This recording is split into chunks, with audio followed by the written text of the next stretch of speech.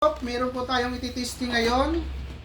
Gawa po siya ni EG Works CC Shadow 2. Unboxing po natin. Ito po yung loob niya. Ito po yung bago ngayon, yung orange.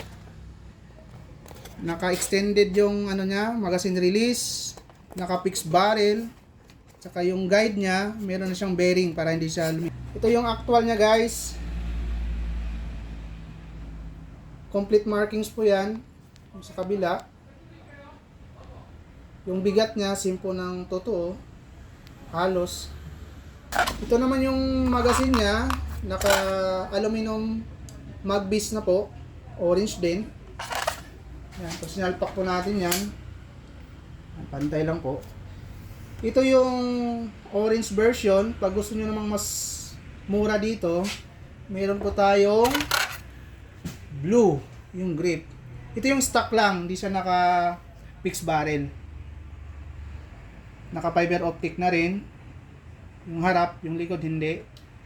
Same rin yung bigat ng orange. Kaibahan lang, hindi lang naka fix to. Medyo magalaw pa. Kung paano po gamitin tong airsoft na Shadow 2, gas type po ito. Ito yung magazine niya. 24 rounds yung paglagay ng gas dito, pataob. Nasa taas yung tanke din mo lang siya, 10 seconds. Okay,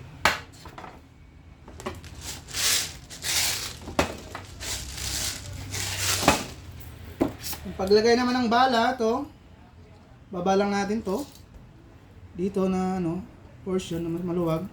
Pasok mo lang. Tapos kunting ayos lang natin, guys, para walang miss-feed. Yan.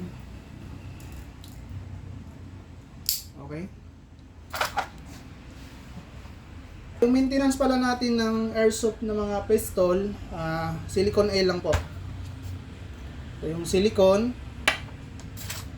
kasalang natin, lock, yung lock nya. Yan. Dito po tayo maglalangis sa gilid na yan. Konti lang po, huwag yung sobrang dami. Ayan. Tapos baba lang natin yung ibabaw ng outer barrel niya. Lagyan mo rin ng konti. Tapos kasa. Tingnan po natin yung Shadow 2. Tingnan natin kung gaano siya kaganda. Okay, firing.